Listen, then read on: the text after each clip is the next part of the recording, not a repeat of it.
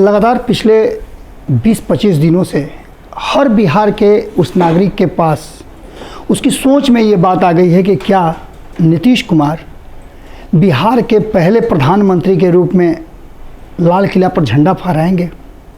इस सवाल का जवाब आप भी खोज रहे होंगे और इस सवाल का जवाब है कि कैसे। इस कैसे में बहुत सारी बातें छिपी हुई है और इन बातों को लेकर के बिहार में सरगर्मी बढ़ गई है। वहीं दूसरी तरफ एक सवाल और है कि क्या भारतीय जनता पार्टी ऐसा होने देगी? अगर नीतीश कुमार इतना ज़्यादा हिम्मत कर सकते हैं तो फिर इसके पीछे के कारण क्या हैं? उन्हें कहाँ से सपोर्ट मिलेगा? जो खुद बिहार में 2014 में मात्र 2 सीट पर सिमट गए थे, उसके चलते उन्होंने पाला बदल के 2019 में फिर से एनडीए के साथ चुनाव लड़के 16 सीटें प्राप्त की। क्या वो 272 के आंकड़े को पकड़ पाएंगे, छू पाएंगे? हालांकि इस देश में लोकतंत्र है और लोकतंत्र में कुछ भी संभव है, लेकिन जिस परिस्थिति में भारतीय जनता पार्टी है वो क्या यह आसानी से होने देगी? ये सारे सवाल लगातार चल रहे हैं और इन सवालों का जवाब खोजने के लिए जब जब आप जाते होंगे तो लगता होगा कि भारतीय जनता पार्टी काफ़ी मजबूत है और कहीं ना कहीं वो कांग्रेस की तरह नहीं है। भारतीय जनता पार्टी ने कांग्रेस के साथ साथ अपनी आइडियोलॉजी दोनों को एक साथ जोड़ दिया है, तो निश्चित रूप से वो कांग्रेस के काल से ज़्यादा मजबूत हो गई है। इंदिरा गांधी की कुछ गलतियों के कारण उनकी सत्ता चली गई थी। कुछ जल्दबाजी में फैसले उन्होंने किए थे जिसके चलते सत्ता से बेदखल हो गई थी और देश में इंदिरा गांधी विरोधी लहर को बल मिला था। एक बार फिर से ये बात तो इनकार नहीं किया जा सकता है कि देश में नरेंद्र मोदी के विरुद्ध लहर है, लेकिन उनके पास एक ऐसा एजेंडा है, हथकंडा है, जो बार बार नरेंद्र मोदी से दूरी रखने के बाद भी राष्ट्रवाद के नाम पर नरेंद्र मोदी को समर्थन करने लगता है। 2019 में यही हुआ था। देश में जो वादे किए गए थे भारतीय जनता पार्टी के साथ वो पूरे नहीं हुए। न तो युवाओं को रोजगार मिला और न ही इस देश में वो काले धन आए जिसका कि दावा किया जा रहा था। लेकिन इसके बावजूद भी भारत का हर नागरिक डेली मजदूरी करके एक टाइम का खाना खा करके भी राष्ट्रवाद वाली गोली से अपने आप को पूरा भरपूर रखता है और वो गोली खाने के बाद वो अपने आप को पूरी तरह से भरा हुआ महसूस करता है। भारतीय जनता पार्टी ने इतना जरूर किया है और इसके पीछे कई कारण हैं, क्योंकि विपक्ष में जो लोग खड़े हैं वो ईमानदारी के साथ अपनी बातें नहीं कर पाते हैं या अपने पद का सदुपयोग नहीं कर पाते हैं। यही कारण है कि अक्सर सत्ता जो है आवारा हो जाता है जब विपक्ष फ्लैट हो जाता है।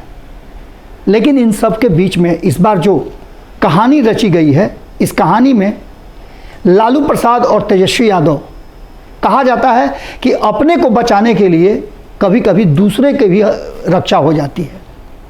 अगर आप ट्रेन में जा रहे हैं और वहाँ आपको ये एहसास हो जाए कि इस ट्रेन में बम है तो आप क्या करेंगे? सबसे पहले खुद को बचाने का कोशिश करेंगे और जब खुद को बचाने का कोशिश करेंगे तो कितने लोगों की जान बच जाती है।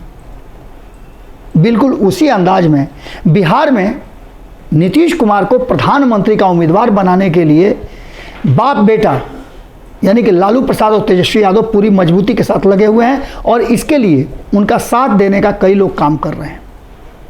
जहां एक तरफ ललन सिंह जो पहले चुप रहा करते थे, अब नीतीश कुमार को प्रधानमंत्री की उम्मीदवारी में सबसे ज़्यादा महत्वपूर्ण मानते हैं और सबसे ज़्यादा मुफीद भी मानते हैं। उपेंद्र कुशवाहा तो लगातार इस बात की चर्चा कर ही रहे हैं, लेकिन इन सब के बीच में कुछ ऐसी बातें भी हैं जिसको लेकर के कहीं ना कहीं अमित शाह के बिहार दौरे को लेकर के भी चिंता के कारण बना हुआ था कि आखिर अमित शाह जब पहली बार आए तो बिहार में सत्ता परिवर्तन हो गया। अमित शाह नीतीश कुमार से बात करना चाहते थे, नहीं हुआ। जेपी नड्डा का बयान आया और जेपी नड्डा के बयान के बाद से नीतीश कुमार को लगने लगा कि उन पर भी खतरा है, जैसे अन्य दल एनडीए में रह करके खतरा महसूस करते हुए या तो समाप्त हो गए या सत्ता से बेदखल हो गए और इसीलिए हड़बड़ी में उन्होंने फैसला लिया। लेकिन एक बार फिर से अमित शाह की बिहार में एंट्री हो रही है और इस बार की एंट्री उनके सीमांचल क्षेत्र में है।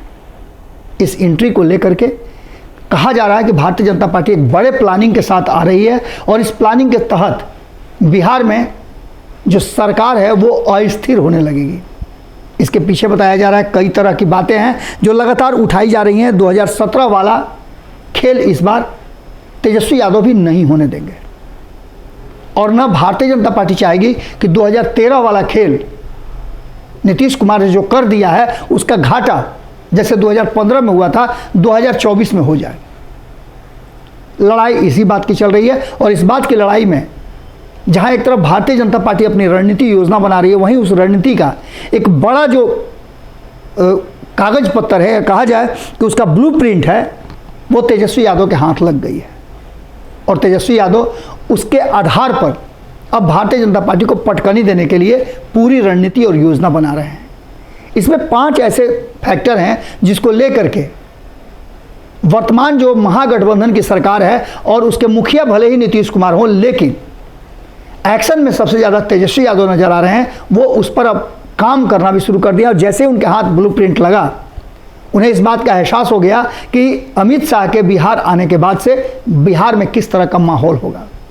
पहले से ही आपको पता है कि भारतीय जनता पार्टी लगातार सीमांचल क्षेत्र को लेकर के एग्रेसिव रही है, चाहे वो अजान और हनुमान चालीसा की बात हो या फिर घुसपैठ की बात हो, एनआरसी की बात हो या फिर मंदिर मस्जिद की बात हो। इन सारी बातों को लेकर के कहीं ना कहीं लगातार भारतीय जनता पार्टी अपनी रणनीति में बदलाव कर रही है और इसके लिए उसके कई नेता सामने से हैं।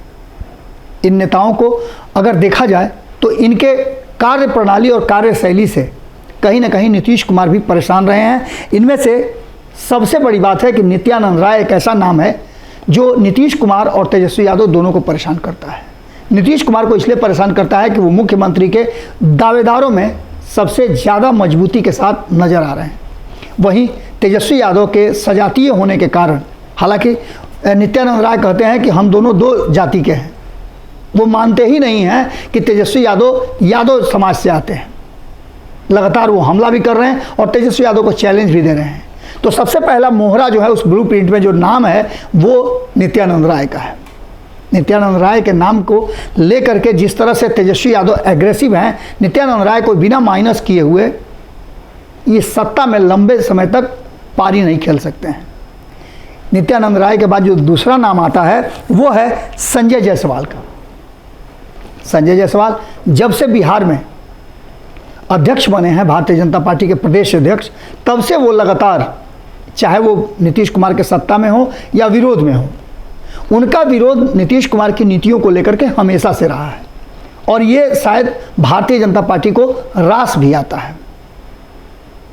केंद्र में है लेकिन बिहार का कमान इन्हें दिया गया है। वैसे ही नित्यानंद राय केंद्र में हैं लेकिन अमित शाह के सबसे करीबी होने के कारण उन्हें बिहार का कमान दिया गया है और साथ ही तेजस्वी यादव के यादव वोट बैंक पर कब्जा करने के लिए उनको फ्री हैंड दिया गया है। वहीं अगर बात करें तो गिरिराज सिंह का नाम भी आप नहीं भूल सकते हैं। गिरिराज सिंह हिंदुत्व के एजेंडे को लेकर के जिस तरह से प्रधानमंत्री नरेंद्र मोदी के आने से पहले पीएफआई का मामला सामने आया था, गिरफ्तारियां हुई थी, उन्होंने साफ तरीके से कहा और सरकार पर आरोप भी लगाए कि सरकार कहीं ना कहीं नरेंद्र मोदी की हत्या कराने की साजिश रच रही थी। पीएफआई को लेकर के वो काफ़ी एग्रेसिव हैं और इसके साथ साथ रोहिंग्या से लेकर के सीमांचल क्षेत्र में घुसपैठ को लेकर के भी बहुत सारी बातें वो कर रहे हैं। यहाँ तक कि जनसंख्या नियंत्रण को लेकर के भी उन्होंने एक मुहिम छेड़ रखी है। लगातार जिस तरह का शैली और जिस तरह की भाषा का प्रयोग करते हैं गिरिराज सिंह, उसे देख करके आपको लगता होगा कि नीतीश कुमार के लिए सबसे बड़ी परेशानी का कारण वही है। बिहार में हिंदू मुस्लिम एकता की बात नीतीश कुमार करते हैं, हालांकि भारतीय जनता पार्टी के साथ रहते हुए उनका ये एजेंडा कहीं ना कहीं कमज़ोर पड़ रहा था, जो अब महागठबंधन में आने के साथ उसमें एक बार फिर से कहा जा रहा है कि रिपेयरिंग हो जाएगा और नीतीश कुमार तेजस्वी यादव के साथ रह करके एक बड़ा प्लान रच सकते हैं, केंद्र में जाने की सोच सकते हैं। इन सारी बातों को लेकर के जहां इन भाजपा के नेताओं का नाम है, वहीं भाजपा से अलग रहे 2 लोगों का नाम और आता है। चिराग पासवान ऐसे ही एक शख्स हैं जिनको लेकर के भारतीय जनता पार्टी ने कहा जाता है कि भारतीय जनता पार्टी की तरफ से कहा जाता है कि हमने कोई प्लान नहीं बनाया, लेकिन नीतीश कुमार लगातार ये बात कहते हैं कि भारतीय जनता पार्टी ने 2020 में उन्हें कमजोर करने के लिए चिराग पासवान को खुली छूट दे रखी थी। चुनाव में 43 सीटों पर नीतीश कुमार का सिमट जाना उसका कारण बताया जा रहा है, और एक बार फिर से चिराग पासवान को फ्री हैंड मिल गया है। वो लगातार नीतीश कुमार की नीतियों को लेकर के और अन्य चीज़ों को लेकर के वो हमलावर हैं। इस हमला को लेकर के भी अब चर्चाएं चल रही हैं कि तेजस्वी यादव पहले जो बड़े भाई छोटे भाई की बात करते थे, अचानक से चिराग पासवान भी उन्हें अपना प्रबल दुश्मन और दावेदार नजर आने लगे हैं। यहाँ तक कहा जा रहा है कि भारतीय जनता पार्टी चिराग पासवान के रूप में बिहार का मुख्यमंत्री भी देखना शुरू कर चुकी है। ये कैसे संभव है आने वाला वक्त बताएगा, लेकिन नीतीश कुमार और तेजस्वी यादव के लिए ये एक बड़ा चिंता का कारण है, जिसको आइडेंटिफाई करके उस ब्लूप्रिंट में जो नाम है उसमें चौथा नाम चिराग पासवान का है। पांचवा नाम सुनकर के आप भी चौंक जाएंगे। वो पांचवा नाम नीतीश कुमार के सबसे करीबी का है। नीतीश कुमार के लिए बिहार में संगठन को मजबूत करने से लेकर के नीतीश कुमार के नाम को बड़ा करने में और नीतीश कुमार के साथ एक लंबे समय से इस पारी में उनका हमेशा साथ देने वाले, जब भी ओपनिंग करने के लिए नीतीश कुमार उतरे हैं तो नॉन स्ट्राइकर एंड पर हमेशा उनके साथ ओपनर के रूप में आरसीपी सिंह रहे हैं। आज वही आरसीपी सिंह नीतीश कुमार के प्रबल दुश्मन के रूप में सामने खड़े हैं, और इस बात का डर जहां एक तरफ नीतीश कुमार को है, वहीं तेजस्वी यादव को भी है कि अगर आरसीपी सिंह पूरी तरह से नीतीश कुमार के उन राजदारों में से एक रहे हैं, राज खोलना शुरू कर दिए, या राज भारतीय जनता पार्टी जान करके एक्शन में आ गई, तो निश्चित रूप से बहुत सारी समस्याएं होंगी। और इस ब्लूप्रिंट में आरसीपी सिंह का नाम सबसे एक नंबर पे लिया जा रहा है। आरसीपी सिंह लगातार दिल्ली दौरा पर हैं और उनकी भारतीय जनता पार्टी के नेताओं से बातचीत हो रही है।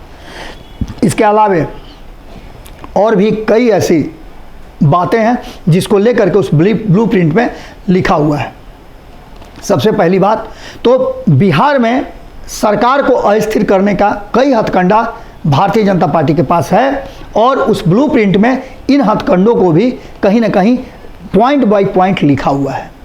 भारतीय जनता पार्टी अपने एक्शन में आ गई है, और इस एक्शन में आने के बाद भारतीय जनता पार्टी अगर बिहार में राष्ट्रपति शासन लगा दे, या फिर बिहार में मध्यावधि चुनाव हो जाए, या नीतीश कुमार को सत्ता से बेदखल करके तेजस्वी यादव को सत्ता में कुछ दिनों के लिए बैठा दे, तो कोई अतिशयोक्ति नहीं होगी। तेजस्वी यादव भी इस बात को समझ रहे हैं कि नीतीश कुमार के साथ आकर के जहां उन्होंने अपने आप को सत्ता में लाया है, वहीं भारतीय जनता पार्टी के प्रबल दुश्मनों में से एक बन गए हैं।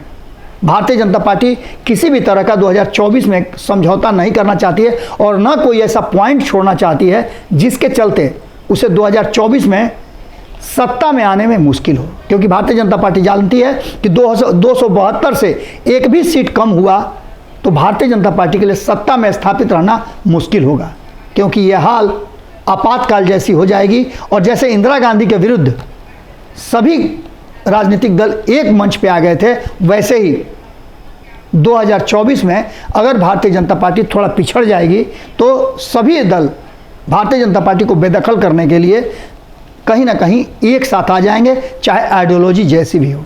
और यही डर भारतीय जनता पार्टी को मजबूर कर रही है कि बिहार में सबसे पहले सर्जिकल स्ट्राइक किया जाए, और उस ब्लूप्रिंट में सर्जिकल स्ट्राइक के एक एक पॉइंट लिखे हुए हैं, जिसको कहीं ना कहीं तेजस्वी यादव के हाथ लग गई है। अब देखना होगा कि तेजस्वी यादव इस पर किस तरह का रिएक्शन देते हैं, क्या रिएक्ट करते हैं, और कैसे नीतीश कुमार को प्रधानमंत्री की कुर्सी तक पहुंचाने के लिए प्रयास करते हैं। शुरुआत हो चुकी है, और इस 2024 से पहले बिहार में जो बिगुल फूंका गया है, उसकी धमक और उसका शोर देश भर में सुनाई दे रहा है, दुनिया भर में सुनाई दे रहा है। जुड़े रहिएगा भारत लाइव के साथ, खबरें लगातार जारी हैं। कैसा लगा ये विश्लेषण और ये भीतर से निकाली हुई खबर, जरूर कमेंट बॉक्स में बताइएगा, क्योंकि आपके विचार हमें काफ़ी बल देते हैं और नया खोज करने की ताकत भी देते हैं। नमस्कार। अगर ये वीडियो पसंद आई और वह बिहार के राजनीति और बिहारियत से सरोकार रखेनी तो सब्सक्राइब बटन दबा के चैनल के सब्सक्राइब कर ली। ओजे एगो घंटी बा, ओकरा बटन दबा देला से कुल सटीक और मारक खबर रुआ मुफ्त में मिल जाई। अगर रुआ पत्रकारिता के हमनी के नया प्रयोग में सहयोग कर चाहतानी तो ज्वाइन बटन दबा दी। पेटीएम नंबर नोट कर ली 9386816700। धन्यवाद।